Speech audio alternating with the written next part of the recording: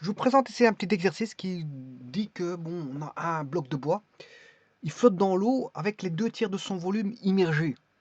Donc les 2 tiers de son volume immergé, heu, ça c'est dans l'eau, hein.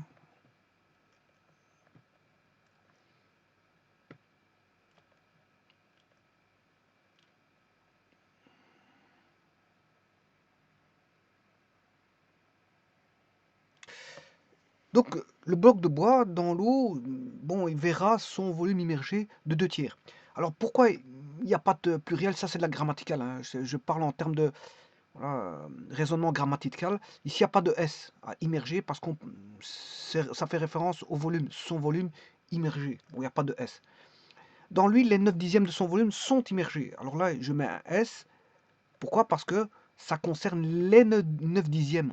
On fait référence aux 9 dixièmes. Bon, d'un côté, on fait référence au volume, et de l'autre côté, on fait référence aux 9 dixièmes. Bon, ça change pas grand-chose au calcul, hein. C'est pas ça qui va changer le calcul. Ça, c'est au niveau grammatical. Alors, ce qu'il faut avoir en tête, c'est qu'on a un bloc de bois. Celui-ci flotte. Ça veut beaucoup dire. Flotter, ça veut dire qu'on a un équilibre. On a un équilibre. Voilà, ça veut dire que le poids apparent vaut 0. On a un équilibre entre le poids du corps et la poussée d'Archimède. Il y a égalité entre le poids du corps et la poussée d'Archimède. C'est ça que ça veut dire. Bon, mais ce bout de bois, on le met dans l'eau, il flotte. Mais il flotte, il reste 2 tiers de son volume.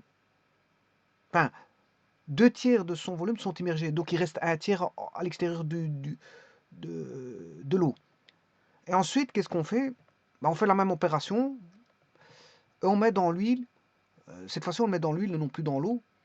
Et là, qu'est-ce qu'on constate? Qu'on a 9 dixièmes qui sont de son volume qui sont immergés. Et grâce à ça, on peut trouver le poids spécifique de l'huile et de l'eau. Donc on fait d'une pierre deux coups. D'une pierre deux coups. On retrouve en même temps le poids spécifique de l'huile et le poids spécifique du bois en une pierre deux coups. Pourquoi pas? Alors, ce qui veut dire que c'est un très bon laboratoire, ça. C'est un laboratoire qui dit que, bon, vous prenez un bout de bois, vous l'immergez, donc vous allez avoir la poussée d'Archimède. Là, il est immergé à 2 tiers si vous le mettez dans l'eau. Bon, l'eau, la masse volumique, elle est connue, hein. Rho égale, je prends 1000 kg par mètre cube, qui est l'eau à 4 degrés. Regardez bien, l'eau, je sais pas ce qu'elle est.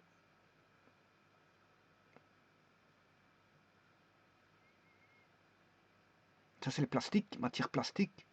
Le gaz, voilà, ici, c'est les liquides. L'eau à 4 degrés, 1000. Voilà, c'est l'eau à 4 degrés. Sachez que la masse volumique de l'eau varie en fonction de la température et subit une loi un peu spéciale. Je vous montrerai cette loi un peu spéciale de, voilà, de comment varie la masse volumique de l'eau.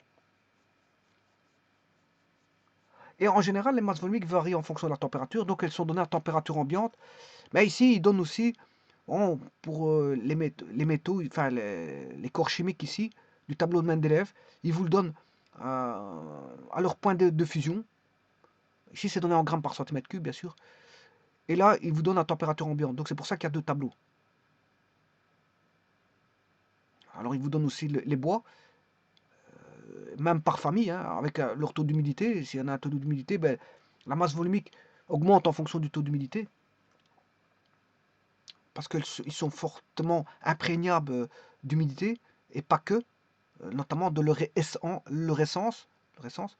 Et là, vous avez les plastiques, tous les plastiques, masse volumique des plastiques, masse volumique euh, des gaz. On retrouve l'acétylène, l'air à 20 degrés, l'ammoniac, l'argon, le diazote, etc. Vapeur d'eau à 100 degrés. Ici, ce sont les liquides, et là, on retrouve les métaux. Et les alliages aussi, métaux et mélanges. Bien sûr, ça, ce sont les roches. Roches et minéraux, matériels usuels, amiante, argile, béton bitumineux, calcaire, compost, craie, granit, grès, kaolin, marbre, quartz, pierre poncée, porcelaine, sable, terre végétale et verre à vitre. Voilà, il vous donne tous les masses volumiques voilà, de ces matériaux, qui sont des matériaux de construction, hein. Ben, l'amiante moins utilisée parce que c'est dangereux pour la santé. Voilà, ben, euh, maintenant on est en train d'enlever l'amiante, c'est plus qu'on est en train de l'utiliser, on l'enlève de plus en plus, mais c'est difficile à enlever parce que bon, ça crée des poussières d'amiante et donc ça pollue. Et donc c'est bien sûr qui est une matière cancérigène, et donc celui qui manipule l'amiante, bien sûr, doit s'armer de toute, voilà, d'un conteneur spécialisé, d'un habillement spécialisé, d'un masque spécialisé, de gants spécialisés. Quand tout est utilisé, par après on jette tout. Voilà, il faut prendre un bain par après. Et tout vêtement qui a été touché, ben, il faut le jeter. Et légèrement, les vêtements, on met des vêtements, des combinaisons spéciales pour travailler à l'amiante. Comme ça, bon, voilà. Et alors passer sous une douche d'eau. Bon, ceci étant dit, on va résoudre le problème ici. Je disais que c'est un bon laboratoire parce que l'eau, on connaît sa masse volumique, ρ, qui est 1000 kg par mètre cube. J'ai pris ça 4 degrés. Hein. Bon, on s'en fout, c'est pas ça qui va changer grand chose. Si j'avais pris l'eau de mer, c'est 1025, 1026, voire 1030. Voilà, pour l'eau de mer. Et ici, je prends une masse volumique de 1000. Donc le principe d'Archimède permet de trouver des choses pareilles, c'est-à-dire de calculer des proportions, voilà, des volumes d'immersion. Enfin, je veux dire plutôt des rapports, des fractions de volume d'immersion. Permet de trouver des poids spécifiques, permet de trouver des masses volumiques, et travailler. Vous voyez que le principe d'Archimède permet pas mal de choses. Bon, ici, l'eau, on connaît. Là, c'est un bout de bois. Donc, il est immergé à 2 tiers. Donc, il reste ici plus qu'un tiers de volume. Hein. Un tiers du volume total. Bon, s'il y a 2 tiers d'immergé, il ne reste plus qu'un tiers. Alors, on fait la même opération. Et cette fois-ci, je mets le bout de bois, le bloc de bois, dans cette fois-ci l'huile, dont on ne connaît pas la masse volumique, et qu'il faut rechercher la masse volumique parce que je dois rechercher le poids spécifique. Bon, ne vous posez pas trop de questions sur le poids spécifique. Hein. Le poids spécifique, c'est tout simplement, voilà, vous multipliez la masse volumique par 9,81. Voilà. Le poids spécifique de l'eau à la surface de la Terre est de 9807 parce que c'est 1000 fois 9,8, 9,80. Voilà. Vous faites fois, comme ça, vous l'avez en newton par mètre cube. Voilà. C'est juste que quand vous trouvez la masse volumique, vous multipliez par 9,80. C'est juste ça. Et vous aurez, bien sûr, le poids spécifique. Alors ici, la gravitation, l'accélération de la gravitation peut être donnée en newton par kilo. Hein. Voilà, peut-être donné en newton par kilo. Et là, vous avez quelques poids spécifiques de l'eau à différentes températures. Mais je vous dis que l'eau subit voilà, un phénomène physique un petit peu spécial. Hein. Donc, pour la masse volumique varie, et donc fatalement, le poids spécifique va varier. Là, c'est au niveau de l'air, le poids spécifique de l'air, dans une zone de température donnée. Voilà, donc c'est juste la masse volumique multipliée par 9,81. Donc, pour ça, il n'y a pas, je veux dire, voilà, il n'y a pas de complication. Il faut juste savoir que c'est la masse volumique fois 9,81. Mais ce qu'on sait, c'est que là, il est immergé, les 9 dixièmes sont immergés. Donc 9 dixièmes, je vous rappelle que c'est 90%. Hein. Si je fais x10 au numérateur et au dénominateur, on retrouve 90% d'immersion. Ça veut dire qu'il reste plus que 10% de visible. 10% de visible et 90% immergé. Pour le bois, ben, il reste la partie visible est de 1 tiers et la partie non visible de 2 tiers. Je peux le mettre en pourcent aussi. Hein. Simplement, 9 dixièmes est plus facile. On peut plus facilement faire passer 9 dixièmes en centièmes que 2 tiers. Hein. 2 tiers n'est pas divisible par 100. Par contre, 10 est divisible par 100 est divisible par 10, mais 100 n'est pas divisible par 3. Mais malgré tout, on peut trouver, on aura une virgule. On n'aura pas une fraction. Autant ici, 90% c'est une fraction. On a des nombres entiers. Mais 2 tiers, si je le mets en fraction, on n'aura pas une fraction, on aura un rapport. Puisque 100 n'est pas divisible par 3, on aura un nombre à virgule. Voilà, ce qui fait environ 66,66% en gros. En gros, parce que 100 divisé par 3, ça en fait environ 33. Donc x 2, ça fait 66,6666. Voilà, si vous faites x 3, c'est 99,999999. Voilà, pour cent. Donc là, c'est plus une fraction, c'est un rapport. Et en faisant ça, on peut trouver ce qui est demandé grâce à un laboratoire qui va manipuler. Voilà. Là, on va mettre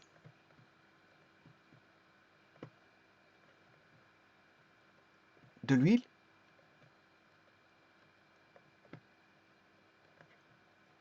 Voilà. Ça, c'est de l'huile. Là, c'est de l'eau. Ah, on a toujours le même bout de bois. Hein. Bon, c'est toujours le même bout de bois. J'ai mal dessiné, j'aurais dû bien dessiner, mais c'est parce que je veux aller vite. Parce que le bout de bois, il fait le même volume, hein, que ce soit à gauche ou à droite, c'est toujours le même bout de bois. Si vous voulez, je peux le faire de manière plus propre, hein, c'est pas un problème. Alors, je prends un bac, voilà, un contenant. Oh,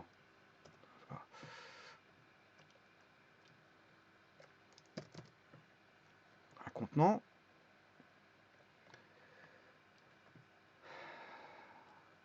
Un bout de bois.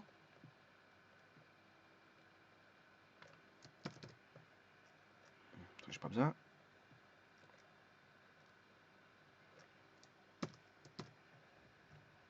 Un bout de bois. Un fluide au repos. Attention qu'il est au repos, hein, le fluide. Par hypothèse. Hein. Alors 90% c'est environ ici. En gros, je l'ai mal fait, mais bon, je vais aller chercher. 90% c'est environ là.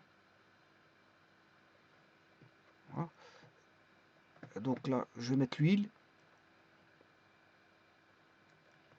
Et là, je vais mettre ou 2 tiers.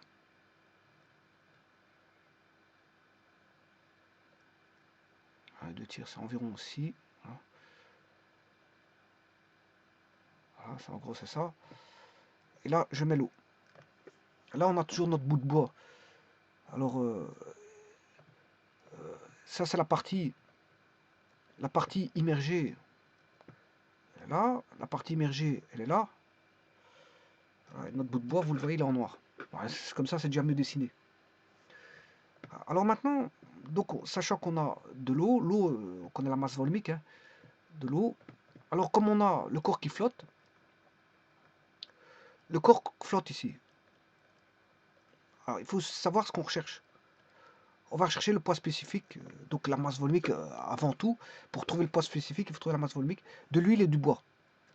Donc ce qu'on recherche, c'est le rho huile. Le rho de l'huile. Bon, le rho de l'huile, il faut faire un deuxième laboratoire, qui est celui-ci. Parce que bon, d'abord on trempe dans l'eau. Hein. On s'est phasé. Hein. On ne s'est pas trompé dans l'eau et dans l'huile. Vous mettez d'abord un dans l'eau, et puis 2 dans l'huile. Bon, donc ça veut dire que le rho de l'huile, vous le ferez quand vous aurez mis dans l'huile. On ne sait pas trouver le rho d'huile si vous n'avez pas encore trempé dans l'huile. Et là, enfin, si vous n'avez pas immergé dans l'huile. Et là, on peut trouver le rho du bois. Mais le rho du bois, on ne va pas l'avoir tout de suite. Hein, je vous le dis tout de suite. Parce qu'il faut faire les 2 opérations pour avoir le rho du bois. C'est pour ça que je vous disais tout à l'heure, en une pierre deux coups, on va faire un labo qui va scinder en deux, être phasé en deux parties. Donc on a deux fils différents et qui va nous donner, bien sûr, en une pierre deux coups, aussi bien le rho du bois que le rho de l'huile.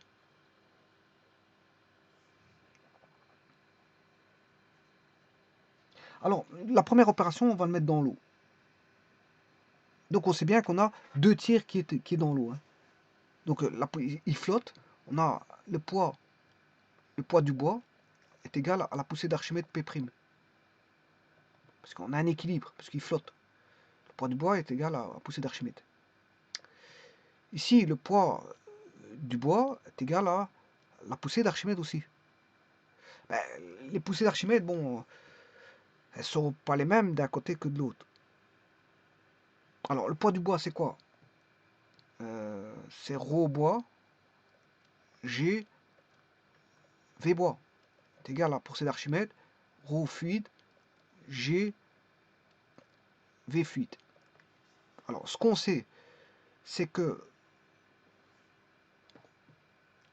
ρ bois sur V fluide sur ρ bois, ben, on connaît sa fraction. Hein. La fraction émergée, on la connaît. La fraction immergée, on la connaît. Alors, la gravitation, on s'en fout parce qu'elle se simplifie de part et d'autre.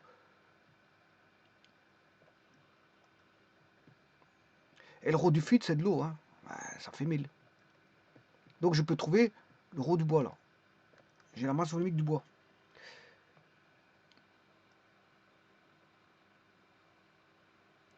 Alors, le rho du bois, c'est 1000 fois l'immersion qui vaut 2 tiers. L'immersion qui vaut 2 tiers fois 1000, c'est 666,66 kg par mètre cube.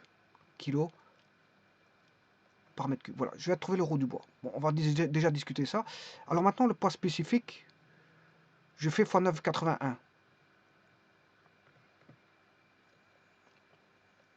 Poids spécifique, ben vous faites x 10. Hein. Donc si je fais x 10, je vais faire x 10 en gros pour simplifier les choses. Bon, je dois faire x 9,80, 9,81, on s'en fout. Je vais mettre 10. Alors si je fais x 10, ce qui fait 66,66, les 3 petits points, newton par mètre cube. Voilà, ça c'est le poids spécifique du bois. 66,66. Il suffit de faire x 10. Hein. Non, c'est 6666. Il faut que je recule. X 10, c'est pas divisé par 10. Hein. Le poids spécifique vaudra, ça x 10, c'est 6666. Puisque j'ai 666 x 10, 6666, je me suis encore trompé, puisque j'ai mis une virgule avant, c'est 6666,66 newton par mètre cube.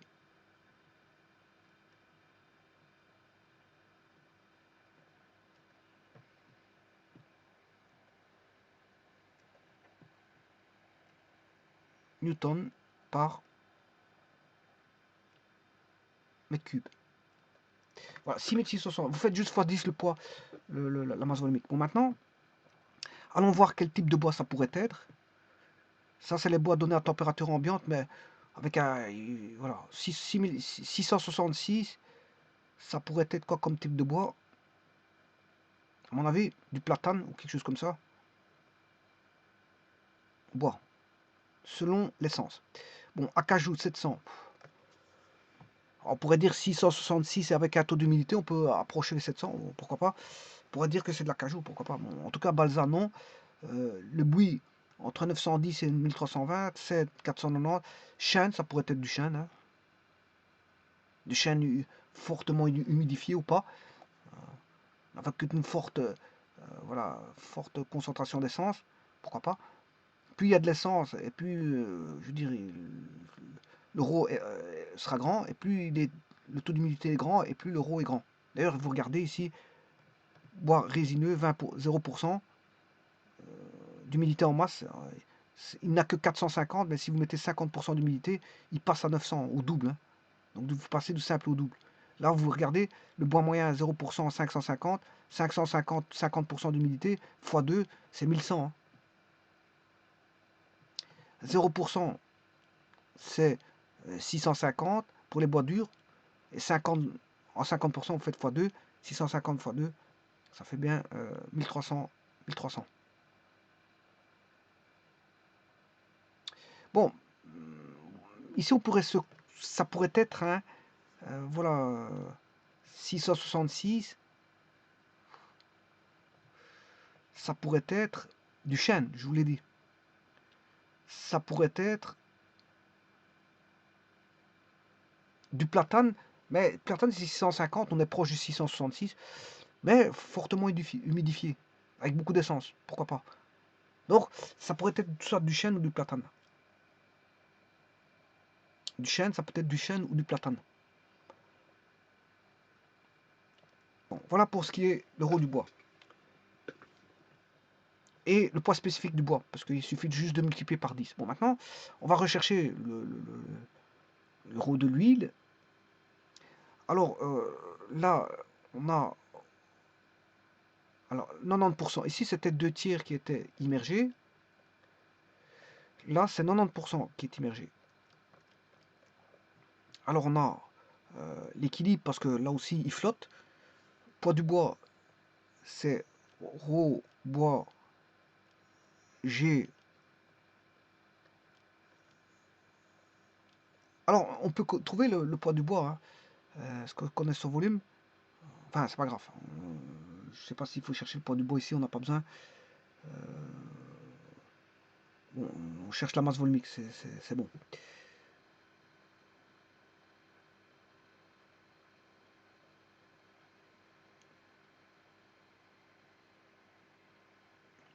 Maintenant, je vais chercher le euro de l'huile. Pour ça,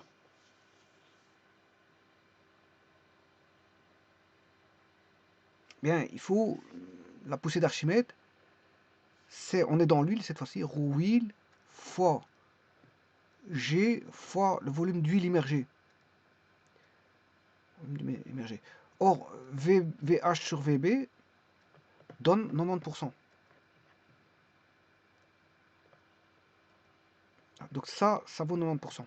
Alors les gravitations, c'est comme tout à l'heure. Bon, voilà. Alors je peux trouver le rho de l'huile parce que, bon, le rho du bois, il est connu.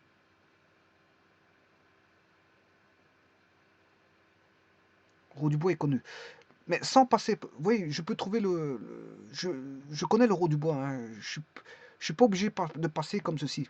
Je suis pas obligé.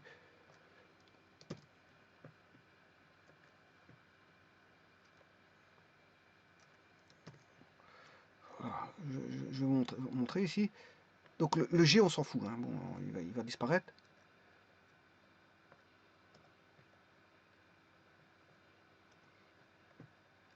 Donc le rho de l'huile vaut, alors ça vaut 0,9, hein, c'est 90%. Donc ce sera rho B fois 100 sur 90. Or rho B, c'est 6,666,66 fois 100 sur 90.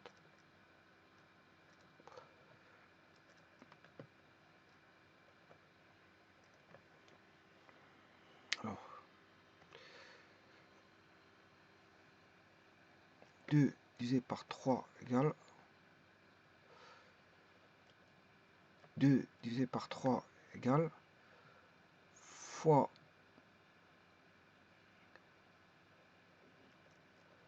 100 fois 10. Ça c'est, voilà, ça c'est la masse volumique comment on appelle ça, du bois. Alors je vais multiplier par 100 divisé par 90. 740. C'est 740 kg par mètre cube.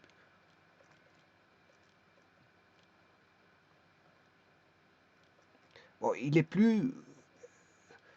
moins dense que l'eau, hein. Lui, il est moins dense que l'eau. Parce que l'eau, c'est 1000. Et la masse volumique, de l'huile, c'est 1740. L'huile ici est beaucoup plus dense que le bois. Voilà, donc si je vais faire une comparaison, et bien sûr, je dois trouver le poids spécifique, hein. Le poids spécifique de l'huile, vous faites x10, environ 7400 newtons par mètre cube. Je prends 10 c'est 9,81, mais je prends 10, bon, voilà, pour être beaucoup plus vite. Voilà. Et donc, vous voyez que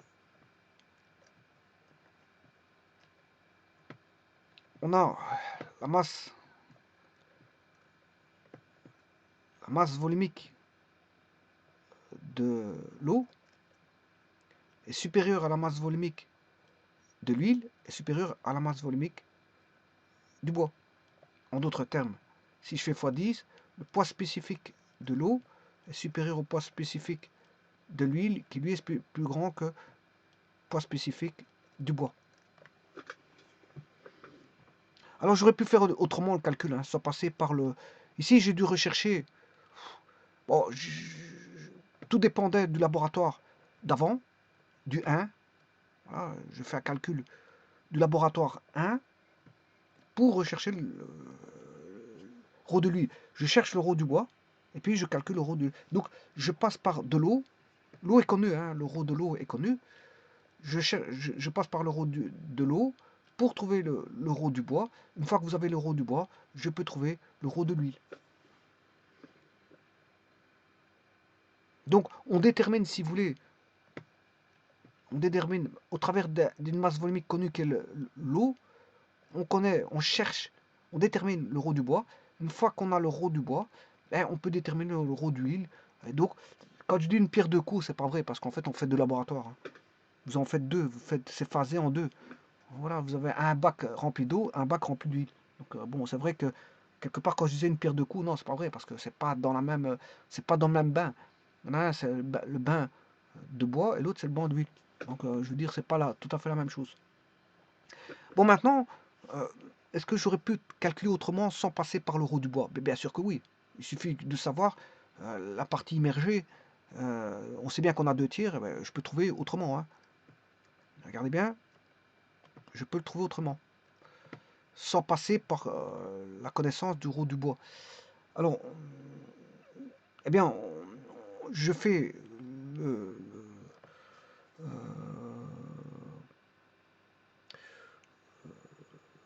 le poids du bois. Alors, le poids du bois, c'est rho bois G.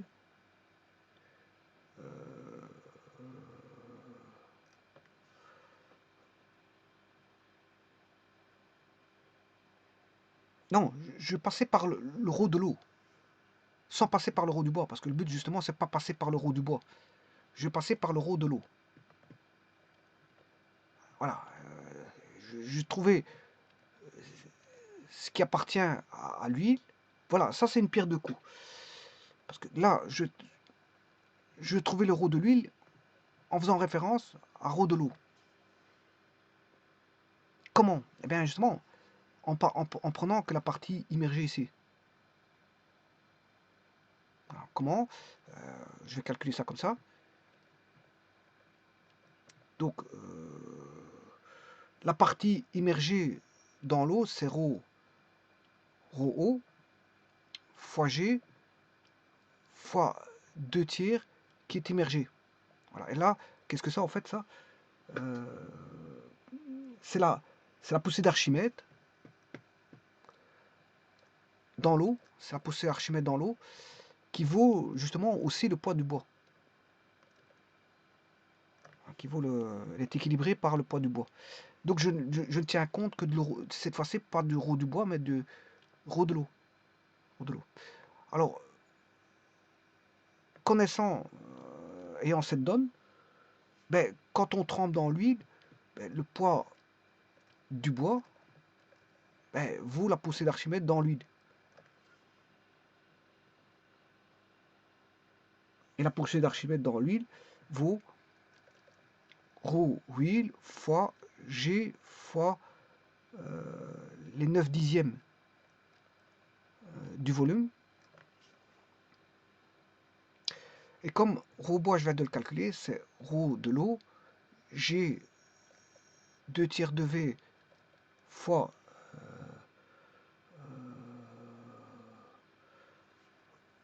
rho huile G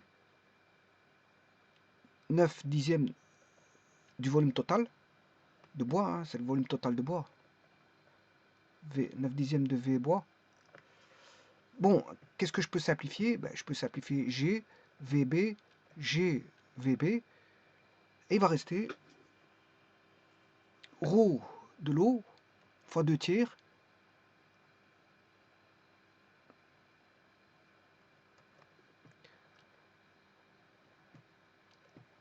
Il va rester rho de l'eau fois 2 tiers égale rho de l'huile.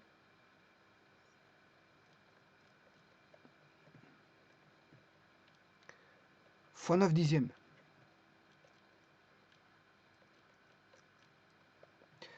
Donc, que vaut rho de l'huile? Rho de l'huile vaudra 2 tiers fois 10 neuvièmes fois rho de l'eau. Et voilà, ça c'est une formule qui fait une pierre deux coups. Voilà. Vous avez,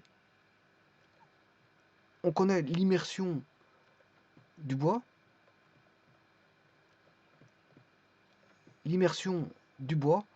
on connaît le volume d'immersion du bois, le volume d'immersion de, comment on appelle ça, du bois bien sûr dans l'eau, et le volume d'immersion du bois dans l'huile. Et donc grâce à ces volumes d'immersion là, bien sûr l'un qui est en rapport inverse, qui est 10 neuvième, qui est le deuxième, hein, fois le rho de l'eau, ben vous trouvez le rho de l'huile. Effectivement, si je fais 2 tiers fois 10 divisé par 9 fois le rho de l'eau qui vaut 1000, ben vous avez 740, et vous avez bien le rho de l'eau, rho de l'huile. Et bien sûr, pour avoir la masse spécifique, le poids spécifique, je m'excuse, ben vous faites fois 1000, fois 10, je m'excuse. Poids spécifique de l'huile, vous faites fois 10, 740 fois 10, 7400 newtons par mètre cube. Donc vous voyez qu'ici, c'est une astuce. Hein, voilà, c'est une astuce. Donc on vous donne directement les volumes d'immersion. Voilà, 2 tiers et 9 dixièmes. 90% c'est 9 dixièmes. Hein. Eh bien, vous prenez le premier, 2 tiers, le rapport inverse de celui-là, fois le rho uniquement de l'eau, voilà, et vous avez le rho de l'huile. Un petit peu perspicace comme opération, mais c'est bien fait, le coup est réussi. Le coup est réussi, sans faire un mishmash de calcul où je recherche le poids spécifique, la masse volumique de, sans passer par la masse volumique de bois.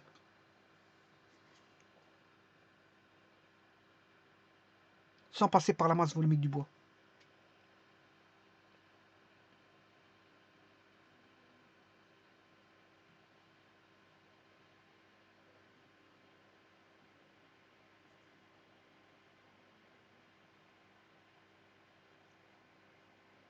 Bon, maintenant, vous pouvez trouver le poids du bois aussi. Hein, vous pouvez trouver le poids du bois peut être trouvé hein, facilement. Vous avez tout. Puisque, voilà, le poids du bois, c'est rho bois fois G fois, fois V.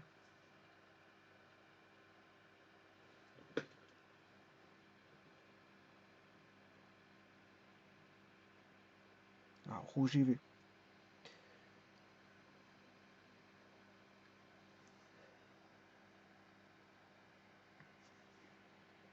Alors le rho du bois, vous le connaissez, c'est 666,66. La masse, la gravitation, c'est 10.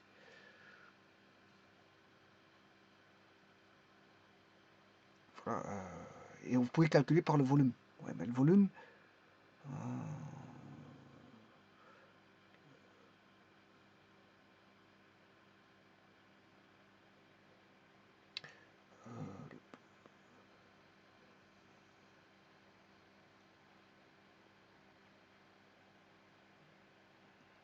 enfin bref, on peut calculer le poids du bois.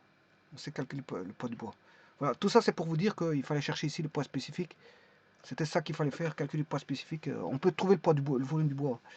Ça c'est pas un problème. Donc on a toutes les connaissances pour trouver le volume. Alors calculer le poids spécifique de l'huile et du bois, ben, ça a été fait. Vous voyez que on s'est trouvé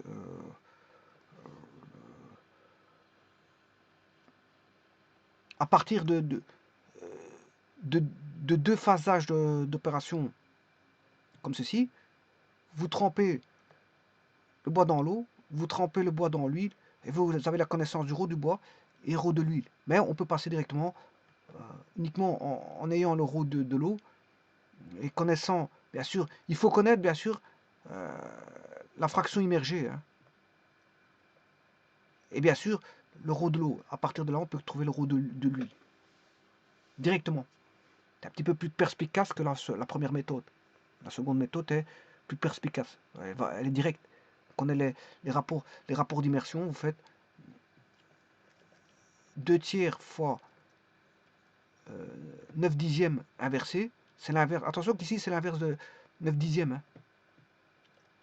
C'est l'inverse de 9 dixièmes. C'est l'inverse de 9 dixièmes. Fois, bien sûr, le rho de l'eau. Là, vous avez le rho de l'huile. Voilà. Et puis, vous trouvez le poids spécifique en multipliant par 10. Très perspicace sans passer par des calculs intermédiaires de recherche du robot. Ou sinon, ben, vous recherchez le robot à partir de celui-là. Une fois que vous avez le robot, ben, à ce moment vous avez le robot, vous savez déterminer le roue d'huile. Hein. Voilà. Le robot, on sait déterminer le roue d'huile. Vous repassez par le robot. Donc ici, il ne passe pas par le robot. Hein. Pour trouver le roue de l'huile, il ne passe pas par le robot. Mais pour retrouver le roue de l'huile, on peut passer par le robot. Pas de problème. Il y a 2 méthodes, dont une qui est plus perspicace et elle utilise directement les rapports, dont un rapport inverse de fraction de volume immergé multiplié par la masse volumique de l'eau qui est connue. Et on peut trouver la masse volumique d'un liquide inconnu, qui est l'huile ici. Sans passer par le roue du bois, en repassant par le roue du bois. Mais ici, de toute façon, ils vous demandaient le roue du bois. Hein. Enfin, ils m'ont demandé le poids spécifique du bois, donc il fallait connaître le roue du bois. Ils vous demandent de le calculer, donc on n'est pas obligé de calculer le roue du bois. Voilà, donc là vous êtes obligé de le calculer. Parce qu'on vous le demande, roue du bois, le poids spécifique du bois, donc le roue du bois, il faut le connaître. Vous devez le connaître, vous devez le calculer. Je vous remercie.